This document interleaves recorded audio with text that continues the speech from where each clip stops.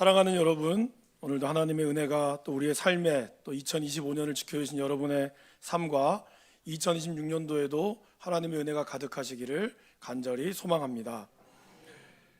로마 시대에 황실의 자녀가 태어나면 공식적인 휴일이 선포가 됩니다. 그리고 검투사의 경기가 열리고 아이를 위한 화폐가 발행이 됩니다. 기념주와 같은 거겠죠. 그리고 아이의 건강을 위해서 그 로마가 섬기는 특정한 신들, 여러 신들에게 제사가 드려진다라고 합니다. 그렇다면 이 땅의 왕으로 오신 우리 예수님의 탄생에는 어떠한 그런 행사들이 있었을까요? 예수님께서는 궁전이 아닌 마국간에서, 그리고 값비싼 향내가 나는 향수 가득한 것이 아니라 마국간의 짐승의 냄새로 가득한 곳에서 태어나셨습니다. 그리고 그 곁에는 가난한 두 부모와 동물들만 있을 뿐이었습니다. 예수님의 탄생 또한 모든 사람에게 알려야 했습니다. 로마의 황제가 아이가 태어나면 주변의 왕들에게 알리듯이 예수님의 탄생도 그러했습니다. 하나님의 신하인 천사들은 이 땅의 왕으로 오신 예수님의 탄생을 알렸습니다. 로마의 황제에게, 예루살렘 성전의 대제사장에게 알리지는 않았습니다. 아니, 어쩌면 하나님은 모두에게 알리셨지만 그들은 그것을 보지 못했습니다. 보았으나 깨닫지 못했고 그것을 듣지를 못했습니다. 이것을 알았던 사람들은 동방박사요 목자들이었습니다. 자, 그렇다면 여러분, 이 둘 중에 누가 먼저 이 소식을 듣고 예수님의 탄생을 기뻐하며 찾아왔을까요? 정답은 목자들입니다. 그로부터 일주일 후에 이제 동방박사가 찾아왔죠. 시간적인 차이가 좀 있습니다. 자, 그렇다면 하나님께서는 왜 이렇게 목자들에게 먼저 가장 이 깊은 소식을 알려주셨을까요? 우리가 알고 있는 이 예수님 탄생 성탄절을 보면 항상 전야자 때 연극을 많이 했었죠. 아마 여기 계신 분들 중에도 어릴 적 연극에서 순서 안 맡아보신 분들은 아마 없었을 겁니다. 어릴 적 교회를 다녀보신 분들이라면 하다못해 마리아, 요셉, 여러 가지 많은 것들을 한 번쯤은 해보셨을 거예요. 그 중에 목자들은 여러분 보통 어떻습니까? 목자들은 이제 조그만 아이들이 많이 하죠. 그러면 이렇게 수건을 둘러쓰고 지팡이 같은 거 하나 만들어서 예수님의 탄생을 이렇게 축하하러 옵니다. 그런 목자들의 이미지를 보면 어떻습니까? 굉장히 낭만적이고, 그리고 그렇게 찾아오는 그런 모습에 우리는 귀여움을 느낍니다. 그러나 실제로 목자들의 삶이 그렇게 낭만적이고 그렇게 아름다운 모습이었을까요? 실제로 이 당시의 목자들은 사회적으로 가장 낮은 곳에 소망이 보이지 않는 직업을 가지고 있었던 사람들이 바로 목자였습니다. 그렇다면 왜 하나님께서는 이렇게 가장 천하고 가장 낮은 목자들에게 가장 위대하신 예수님의 탄생을 보여주셨을까요? 사실 신앙은 역설과 반전으로 가득하죠. 아마 여러분들의 삶의 모습도 예수님을 만난 삶의 모습이 그러했을 거라고 생각합니다. 하나님의 오심은 언제나 우리의 생각을 뛰어넘고 그분의 은혜는 항상 우리의 방법을 뛰어넘습니다. 오늘 주님께서 이 땅에 목자를 통해서 오신 것도 또한 그러했습니다. 그래서 이러한 것을 통해서 하나님께서 오늘 우리에게 목자를 주셨던 그 의미가, 왜 목자에게 찾아오셨는지, 그리고 오늘 우리에게 이것은 어떤 의미가 있는지를 한번 살펴봤으면 좋겠습니다. 먼저 말씀드린 대로 목자들은 사회적으로 최하위 계급이었습니다. 당시 목자들은 대부분 그들이 키우는 양은 부유한 귀족들에게 고용된 사꾼 목자였습니다. 자신의 양이 아니란 것이죠. 양을 키우면서 그 양치기로 하루하루를 살아가는, 사회적으로는 아주 낮은 밑바닥에 속해 있던 사람들이 바로 목자들이었습니다. 또한 이들의 직업의 위험도는 어떠할까요? 가장 위험하죠. 여러분, 이거 시편 23편의 말씀을 제가 6월과 7월에 말씀을 전했을 때 말씀을 드렸습니다. 목자들은 편하지 않아요. 한 마리의 양도 늑대에게 잡혀가지 않도록 늘 긴장해야 하고, 그리고 이 어마어마한 털의 무게 때문에 혹시나 깊은 물에 들어가지도 못합니다. 이런 여러 가지 것들을 매일 수고해야 되고, 밤에는 또 불침번을 서가며 양들을 지켜야 되는 그런 고된 노동의 연속이었습니다. 그러다 보니 그들에게는 일정한 집도 그들이 살아가는 곳도 그렇게 넉넉하지가 않았습니다. 또한 그들을 바라보는 그들의 사람들의 시선은 어떠했을까요? 부정적인 낙인이 많았습니다.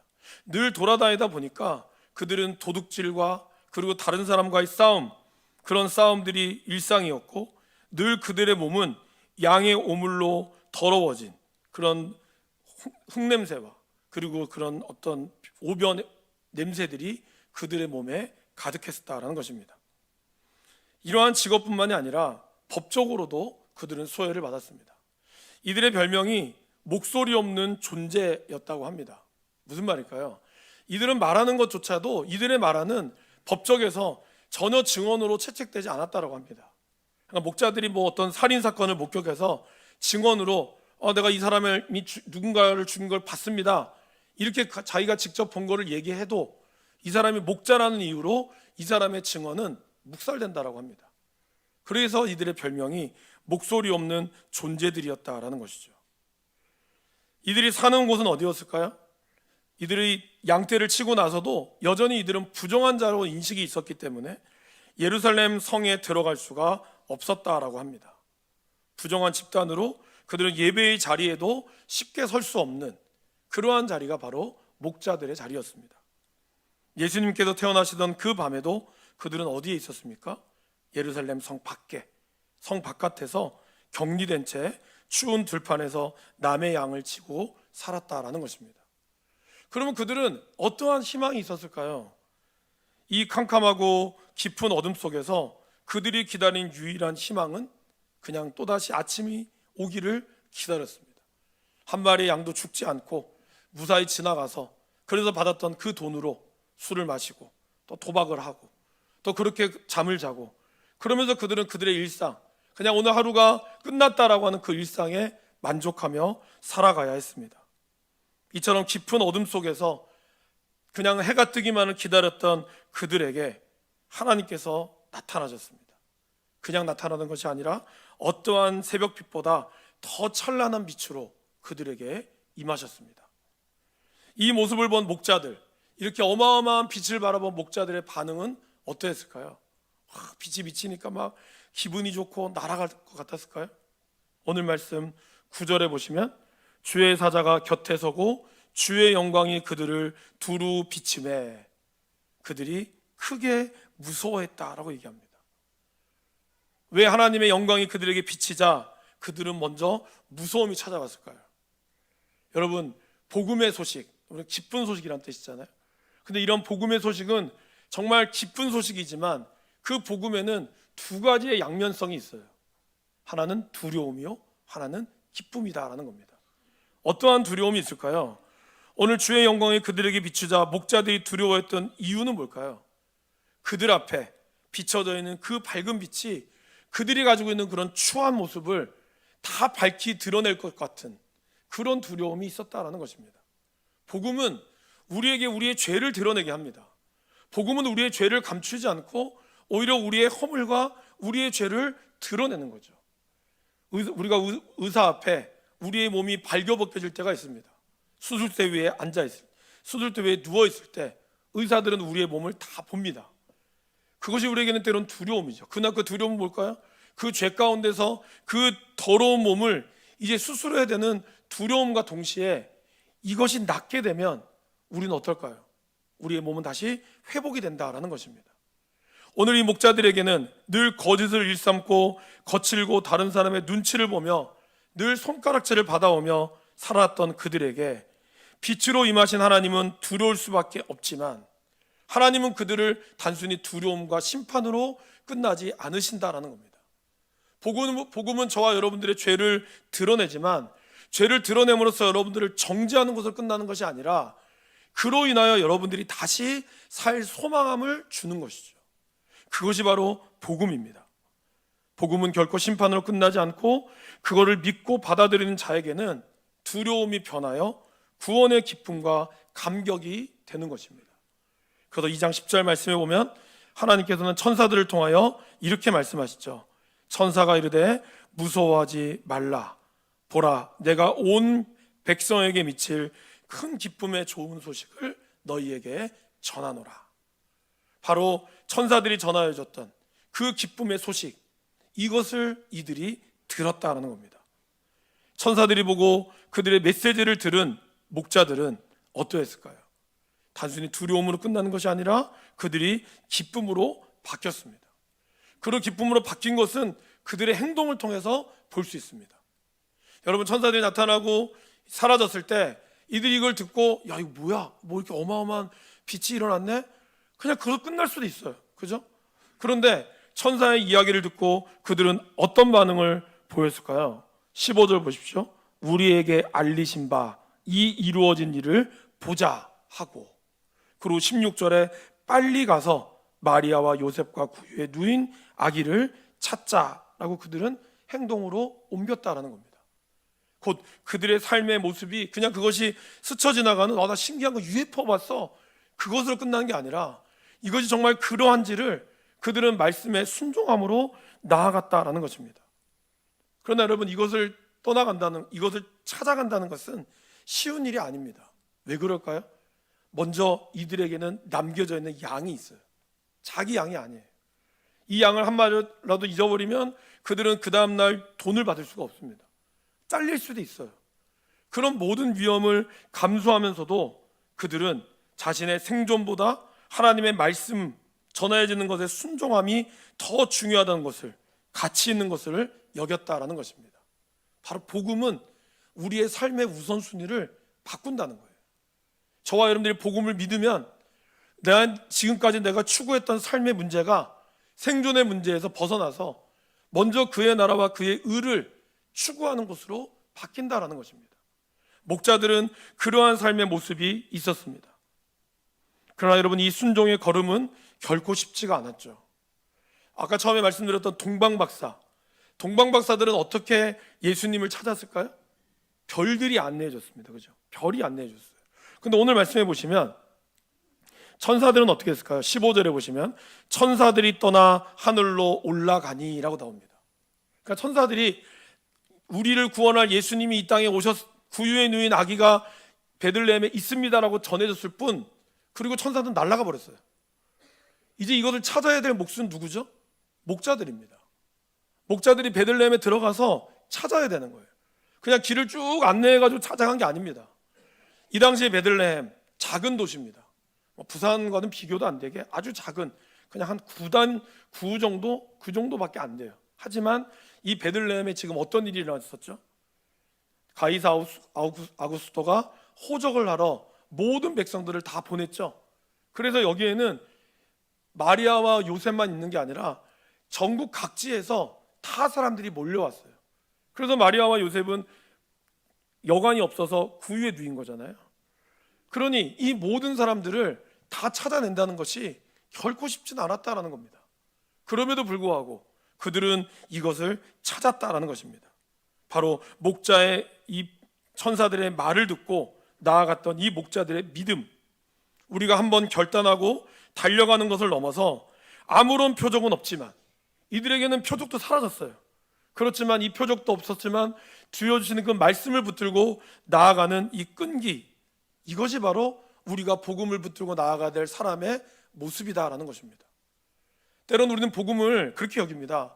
복음을 믿으면 뭔가 이 진위에 있는 램프처럼 램프를 막 문지르면, 하나님께 간절히 기도하면 하나님께서 진위가 돼서 짠 나타나서 내 소원이 무엇이냐 이렇게 해서 들어줄 것처럼 생각해요. 물론 그럴 때도 있습니다. 하나님이 즉각적으로 여러분들에게 응답하실 때도 있어요.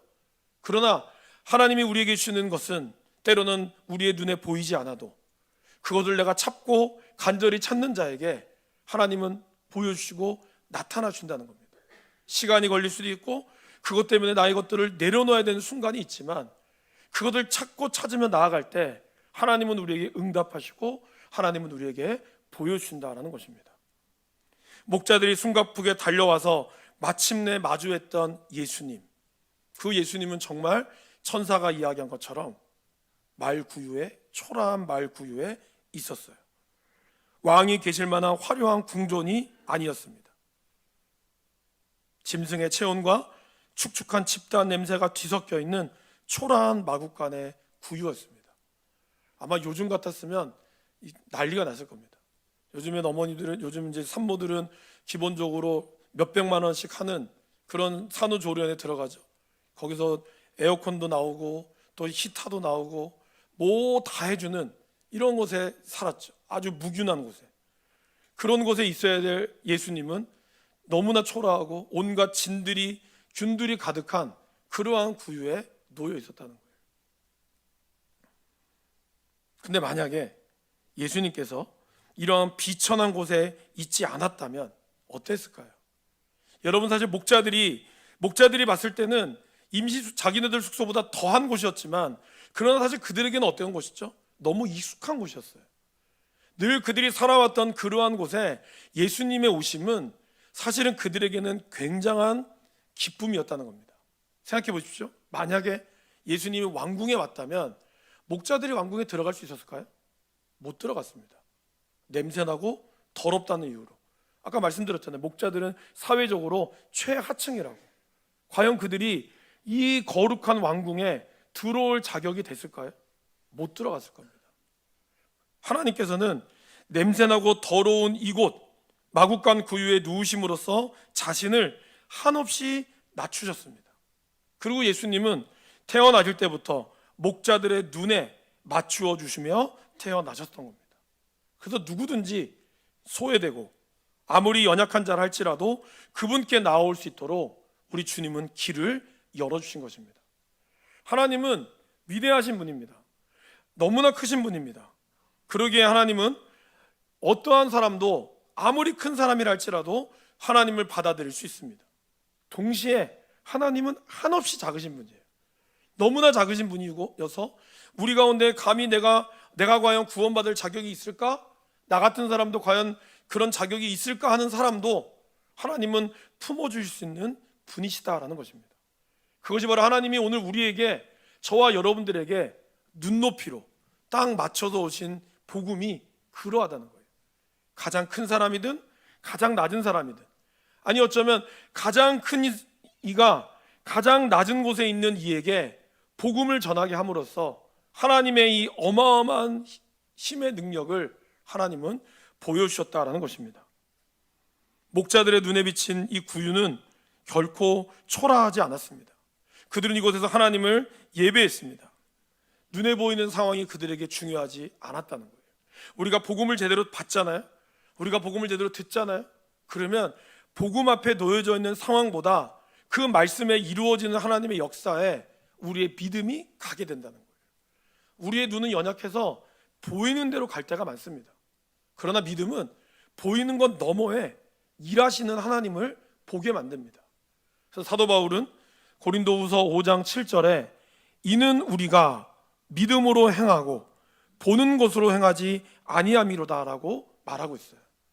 무슨 말일까요? 우리의 행하는 것이 눈에 보이는 대로 행하지 않는다는 거예요. 눈에 보이는 예수님의 모습은 얼마나 초라했겠습니까? 아무것도 없어요. 그냥 정말 아무 힘도 없는 그런 갓난아기의 모습이에요. 그러한 갓난아기의 모습에서 목자들이 본 거는 거기에서 보는 하나님의 인도하심을 봤다라는 거예요. 믿음의 눈은 우리의 시선을 다르게 보게 만듭니다. 믿지 않는 사람들의 시선은 똑같은 걸 볼지라도 믿음의 시선은 그거를 통하여 하나님의 일하심을 보게 만든다라는 것입니다. 말씀에 순종할 때 우리 상황 너머에 일하시는 하나님을 보는 영적인 통찰력을 얻게 됩니다. 이러한 놀라운 경험이 목자들의 삶에 그냥 이렇게 고백만으로 끝나지 않게 했어요. 먼저 첫 번째는 하나님은 목자들을 통해서 성탄 사건의 최초의 복음 전도자가 하게 만들었습니다. 여러분, 오늘 예수님의 탄생을 가장 먼저 전한 사람이 누구죠? 바로 목자들입니다. 가장 높은 곳에 계신 우주의 왕이신 하나님께서 가장 낮은 곳에 있는 인간을 통해서 하나님의 복음을 전하게 하신 거예요. 그러니 그 복음에 능력이 있는 거죠. 여러분, 위치 에너지라고 아시죠? 위에서부터는 이 차이가 클수록 에너지가 크게 생기는 것이 과학적으로 위치 에너지라고 하죠. 바로 가장 높은 곳에 계신 분이 가장 낮은 곳에 임하신 사람에게 역사했을 때 그 어마어마한 힘의 차이가 바로 복음의 능력이 되는 것입니다. 오늘 이 목자들이 와서 이야기합니다. 16절에 빨리 가서 마리아와 요셉과 구유에 누긴 아기를 찾아서 보고 천사가 자기들에게 이 아기에게 대하여 말한 것을 전하니, 이들이 자기가 봤던 천사의 이야기를 전했다는 거예요. 근데 여러분, 그 전하자마자 사람들의 반응이 어땠습니까? 그들이 말한 것을 놀랍게 여겼다라고 얘기합니다. 아까 말씀드렸잖아요. 이들이 하는 말은 아무런 효력이 없어요. 아무도 목자들의 말을 귀뚱으로 듣지 않습니다. 또 거짓말하는구나, 저 뭐 말해봤자 아무 소용도 없는 말이야, 그렇게 무시되어지는 말이었다는 거예요. 그런데 오늘 이들의 모습이 기쁨과 확신에 가득 찬, 늘 거짓말만 입수하는 그들이 그들의 눈과 그리고 그들의 발과 그들의 모습 속에서 모든 사람을 어떻게 했다고요? 깜짝 놀라게 했다는 거예요. 영어 성경에는 표현이, 우리 표현은 그냥 놀랍게 여기더라라고 얘기하지만 영어 성경과 헬라어에 보면 깜짝 놀랐다고 표현해요. 무슨 말이죠? 화들짝 놀랐다는 거예요. 이 말이 어떻게 저들의 입에서, 저 천한 입술에서 이 놀라운 복음의 역사가 일어날까? 요한복음에 보면 우물가의 여인이 나오죠. 우물가의 여인이 예수님을 만났을 때 그 여인이 물동이를 버려두고 마을 사람들을 찾아서 전했습니다. 그때 사람들이 이 여인의 말을 듣고 예수님을 찾아왔어요. 사실 이 여인은 그 마을에서도 소외되어 있는 여인이었죠. 남편을 5이나 뒀던 그런 과거가 아주 복잡한 여인이었고, 그래서 그가 물들어 온 것도 정오, 아무도 사람들이 찾지 않는 가장 태양볕에 몰래 물을 떠오러 온 거예요. 근데 그러한 여인이 예수님을 만나자 그 여인은 자기에게 중요했던 생존이었던 물을 버려두고 진짜 생명의 물 대신 예수님을 전했다는 거죠. 전했는데 마을 사람들이 그 말을 듣고 어떻게 했어요? 거짓말하지 마가 아니었어요. 그 말을 듣고 그들이 놀래서 예수님을 찾아왔다는 거예요. 복음은 그런 능력이 있습니다. 그 사람이 어떠한 사람이라 할지라도 복음이 들어가면 그 복음 안에 하나님께서는 그에게 힘을 주시고 능력을 주신다는 거예요. 복음의 말에 순종할 때 하나님 그 복음을 통해서 들리게 만들었다는 거죠. 심지어는 이 말을 듣고 마리아인, 아기의 어머니인 마리아는 어떻게 했습니까? 19절에 마리아는 이 모든 말을 마음에 새기어 생각했다라고 얘기했습니다. 아마 어릴 적 그가 처음에 임신을 했다는 소식을 천사로부터 들었을 때 들었던 그 기분, 그 이후로부터 그가 이 아이를 낳는 그 순간에 아마 목자를 통해서 다시 한번 들려주는 그 소리가 그의 귀에 울렸을 거예요. 생판 모르는 목자, 정말 냄새나고 지저분한 그들이 와서 아기 예수님의 소식을 전했을 때 거기 있는 사람은 놀랬고 마리아는 그 마음에 새겨 들었다는 것이죠. 복음은 그렇습니다. 복음은 마치 우리 어떤 배우분이 나와서 하나님께 영광 돌립니다, 물론 그것도 능력이 있죠. 그러나 아주 자그마한 보잘것없고 초라할지라도 그 복음의 생명, 그 사람의 말이 아니라 그 안에 하나님의 역사가 들어가면 그거는 복음의 능력이 있다라는 거예요. 성령의 능력이 그 안에 있다라는 겁니다. 하나님이 운행하시면 역사한다라는 것입니다. 또한 목자들은 이제 그들이 다음 행보가 사실 더 중요합니다. 여러분, 이들이 이렇게 전하고 나서 어떻게 했을까요? 20절 말씀을 한번 보겠습니다. 목자들은 자기들에게 이르던 바와 같이 듣고 본 모든 것으로 인하여 하나님께 영광 돌리고 찬송하며 돌아가니라. 이걸 좀 더 정확하게 풀면 일터로 돌아갔다라는 뜻이에요. 자신의 비천한 삶의 자리, 양떼가 있는 들판으로 다시 간 거예요. 막 전했다 그러면서 막 다른 사람들한테 막 전할 수 있잖아요, 그죠? 내가 예수님 만났습니다 이렇게 전할 수 있잖아요. 근데 그렇게 안 했어요. 그들은 다시 삶의 자리로 돌아갔어요. 그런데 여러분, 이제 그 자리는 더 이상 이전과 같지 않다라는 거예요. 뭐가 달라졌을까요? 양도 그대로고 그들이 이 양을 치는 일도 그대로 할 텐데 요즘으로 치면은 막 간증하면서 돌아다녔을까요? 그것도 아닙니다. 다시 그들의 삶의 자리로 돌아갔어요. 평범한 일상으로 돌아간 거예요. 환경은 변함이 없어요. 여러분들이 예수님을 믿고 나서 환경이 변화될 때가 있습니까? 당장은 안 변해요. 그런데 내 마음이 변해지는 거예요. 그리고 이제는 그 자리가 그냥 양만 치고 하루 일당을 받으며 끝나는 양의 자리가 아니라 이제는 그 자리가 어떤 자리일까요? 20절에 나오는 것처럼 하나님께 영광을 돌리는 자리, 찬송을 돌리는 자리로 바뀌었다는 거예요. 단순히 그냥 일자리가 아니라 이것이 예배의 자리, 소명의 자리로 바뀌었다라는 것입니다. 예수님을 믿고 난 다음에 우리의 삶이 그러하다는 거죠. 그래서 사도 바울은 고린도후서 5장 17절에 우리에게 이렇게 얘기하고 있습니다. 우리 화면을 통해서 같이 한번 읽어보겠습니다. 그런즉 누구든지